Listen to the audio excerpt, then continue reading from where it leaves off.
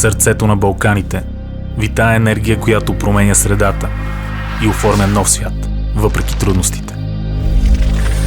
Светлина, захранвана от искрата на хиляди идеи, много труд и споделени ценности. Сила, която намира решения, създава технологичен прогрес и по-добър живот за всички. Това е духът на предприемачеството.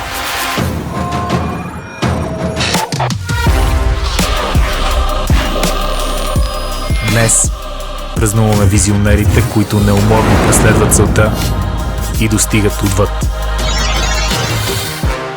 Иноваторите, които служат за пример и споделят уроците. Съвременните будители, които изграждат пътя до хоризонта. Добре дошли в залата на славата.